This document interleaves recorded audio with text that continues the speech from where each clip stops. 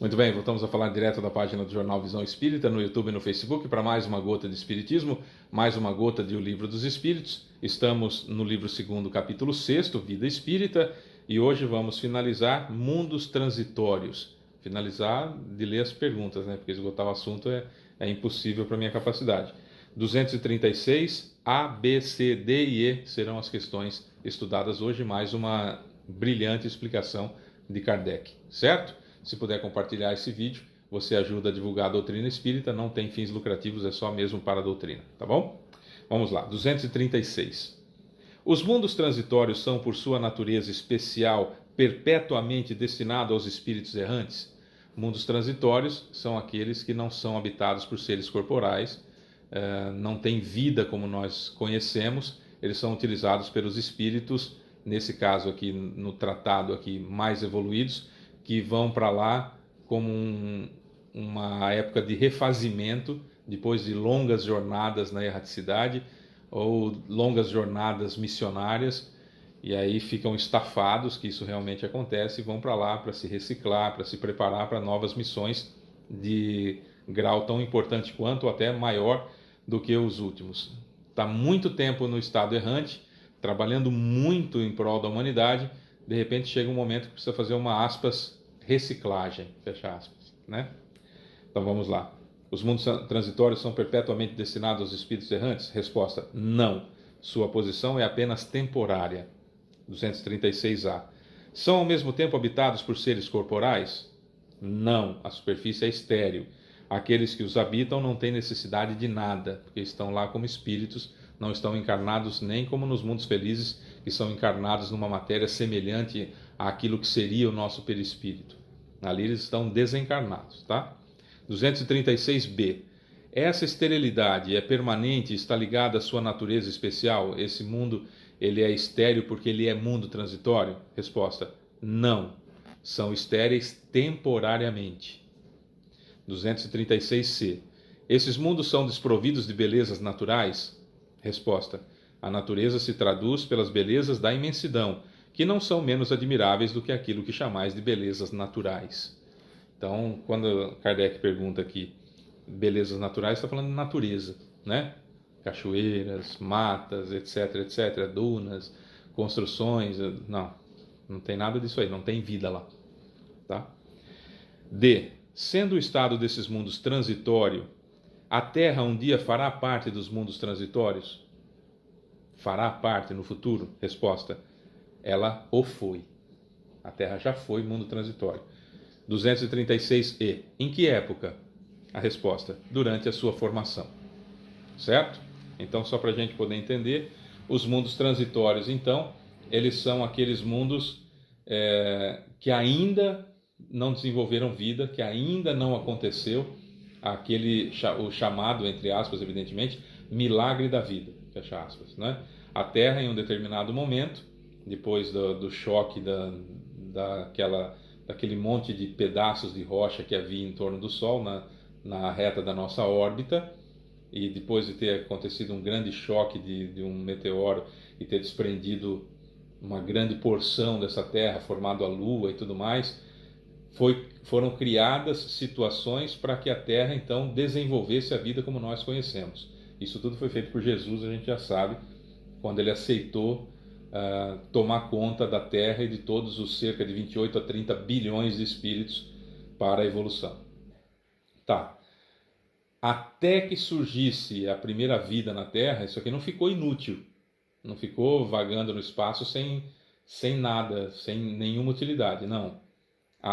Era um mundo transitório para esses espíritos prepostos do Cristo, que já estavam trabalhando, etc, etc, porque necessariamente nós precisamos de descanso e reciclagem para a gente aprender coisas novas para continuar o trabalho também na erraticidade. Não é necessariamente uma evolução, porque a evolução acontece basicamente, não absolutamente, mas basicamente enquanto estamos encarnados, e o mundo transitório ele serve para isso também. É diferente da colônia. A colônia espiritual as cidades que nós temos aqui na Terra são uma cópia mal traçada, um esboço mal traçado daquilo que existe no plano espiritual, das colônias que existem por lá. Então tem natureza, tem vida, numa outra dimensão? Sim, mas tem vida, os espíritos estão lá, ligados à Terra, enfim, é outra situação. Há um estudo, uma preparação mais específica para a encarnação. Quando se está numa colônia, se estuda, se prepara para encarnar. No mundo transitório, você estuda, se prepara para continuar na erraticidade, continuar com a missão, continuar com o trabalho, que é extremamente difícil. Até um exemplo que eu dei no vídeo anterior pode ser, por exemplo, o nosso guia espiritual. Se ele está me acompanhando, né, o seu Otávio, que em um determinado momento eu falei, olha, eu preciso dar um nome para o senhor. Aí pensei, falei, Otávio, seu Otávio, vou chamá-lo de seu Otávio. E aí ficou convencionado, então, por ser um espírito superior, ele não liga para essas formalidades, então eu o chamo de seu Otávio, dei um nome para ficar mais fácil, seu Otávio, eu preciso de ajuda e tal. E aí, vamos imaginar que o seu Otávio esteja comigo já há 10 encarnações. E que essa encarnação aqui, teoricamente, eu o alcançaria, que o guia espiritual só fica conosco até que nós o alcancemos em evolução. Aí ele continua a jornada dele e vem outro espírito mais evoluído ainda para ser o nosso guia espiritual ou anjo guardião, enfim. E eu vou com ele até alcançá-lo e aí vem outro e assim sucessivamente. Então, vamos imaginar que essa seja a 10ª encarnação já. Estamos falando aí de 1.200 anos mais ou menos, que ele está como, nesse exemplo, ele estaria comigo como guia espiritual, como anjo da guarda, como chamam as outras religiões. Então, terminando esse espaço aqui, que ele vai se ver livre de mim, né? Então ele pode ir para um mundo transitório e se reciclar, aprender coisas novas e tudo mais, para continuar o trabalho dele, pegando um outro espírito na evolução que eu estava há 10 encarnações e trazê-lo até a sua evolução, ou simplesmente se refazer, se reciclar, de se preparar tudo direitinho para voltar para uma colônia e aí então se preparar para uma encarnação. O mundo transitório é para isso, é para esse refazimento de ideias e de forças que a gente precisa, porque você imagina ser guia espiritual, ser anjo da guarda de um cara como eu, há 10 encarnações, por exemplo. É literalmente estafante, né? É um negócio que acaba, sem falar que a pessoa fica restrita a essa missão durante todo esse tempo. Então precisa realmente se preparar, se atualizar para pegar outra missão ou para voltar a reencarnar. Entenderam? Seria mais ou menos isso. Kardec tem uma explicação fabulosa aqui também que eu vou ler para vocês. Nada é inútil na natureza. Tudo tem sua finalidade e sua destinação. Nada é vazio. Tudo é habitado. Há vida em toda parte. Assim, durante a longa sucessão de séculos passados, antes da aparição do homem na Terra, durante os lentos períodos de transição atestados pelas camadas geológicas, antes mesmo da formação dos primeiros seres orgânicos sobre aquela massa informe, aquele árido caos onde os elementos estavam confundidos, não havia ausência de vida. Seres que não tinham as nossas necessidades nem as nossas sensações físicas lá encontraram um refúgio. Deus quis que, mesmo nesse estado imperfeito, a Terra servisse para alguma coisa. Quem então ousaria dizer que entre esses bilhões de mundos que circulam na imensidão, apenas um, e um dos menores, perdido na multidão, teve o privilégio exclusivo de ser povoado? Qual seria então a unidade dos outros, ou utilidade dos outros? Deus os teria feito somente com o intuito de agradar nossos olhos? Suposição absurda, incompatível com a sabedoria que reluz em todas as suas obras e inadmissível quando se pensa em todos os mundos que não podemos perceber. Ninguém contestará que há, nessa ideia de mundos ainda impróprios à vida material, mas povoados de seres vivos apropriados a esse meio, algo de grandioso e de sublime, onde talvez se encontre a solução de mais de um problema.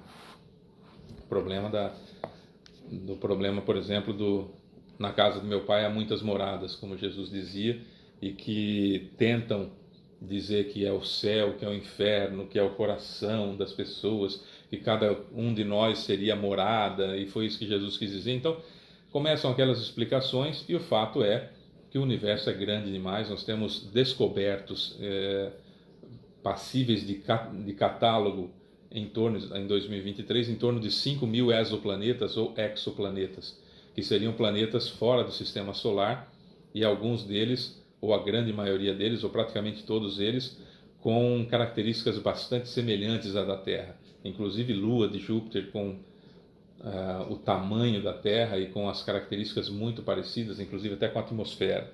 Então, para que houvesse vida no nosso planeta, em um determinado momento aconteceram uma série de situações que os cientistas chamam de coincidências, que corroboraram para que houvesse vida.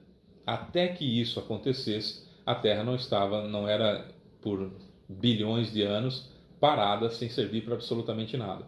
Foi usada como mundo transitório, como os mundos aqui ao nosso redor. Kardec diz no Livro dos Espíritos que Marte seria mais atrasado do que a Terra, seria um mundo primitivo, e que Vênus seria já um mundo de regeneração. Como é gasoso, a gente não sabe se é necessariamente em Vênus, se é alguma lua, porque há muitas luas em Vênus, enfim, né? Vênus é o que é mais visto.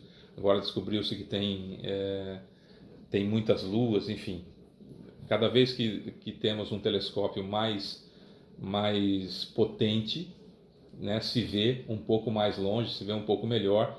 Então você imagina como que vai ver um planeta do tamanho da Terra em torno de uma estrela que está de repente daqui a 4 milhões de anos-luz.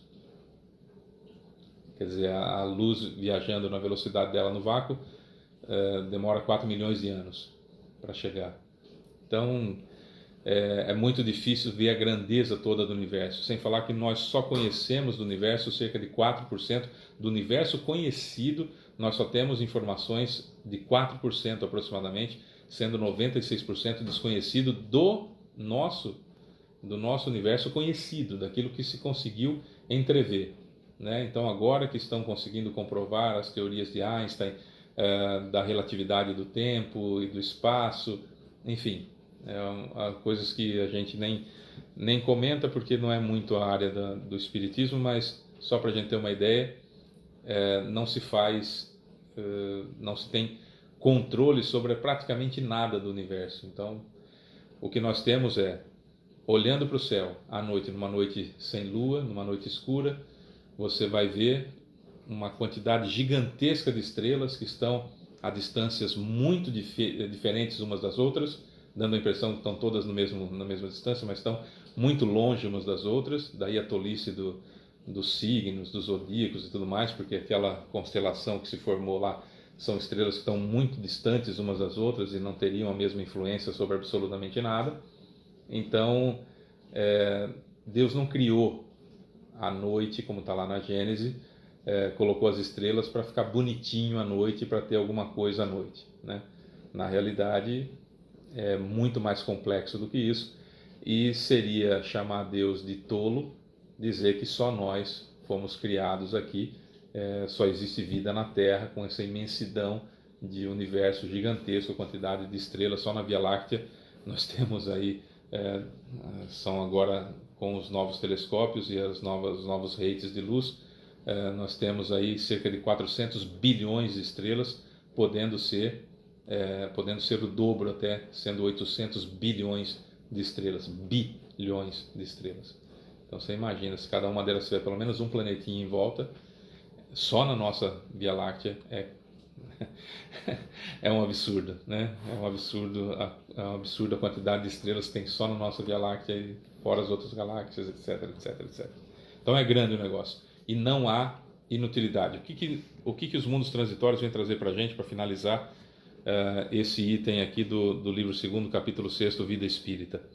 Que nada na natureza é inútil. Nada. Aqui na Terra não existe um lugar sem espíritos, só para você ter uma ideia. Tá? Mesmo as cavernas submarinas têm espírito lá. Qualquer lugar na Terra está povoado. Qualquer lugar na Terra está povoado, e todos os mundos estão povoados por espíritos. Todos. Todos. É isso que a gente precisa saber. É muito maior do que a gente imagina, e Deus é muito mais perfeito do que a gente pode supor. Não é um sujeito com uma barbinha ou uma barbona, um cajado na mão, com um caderninho, e se você não bajulou ele, não falou para ele o que ele queria, não fez do jeito que ele queria, ele taca você no inferno eternamente. ou então se você ficar bajulando ele, ficar toda hora falando que ele que manda na sua vida, ele vai lá e enche a sua conta bancária de dinheiro e de prosperidade, né? Isso é para aqueles que ainda são infantis, né? Ainda estão na fase infantil da evolução. Vão crescer um dia e aí vão ver o tamanho da tolice que isso é. É isso. Sou Fábio Pereira, essa é mais uma gota de Espiritismo. Beijo pra você que fica. Tchau.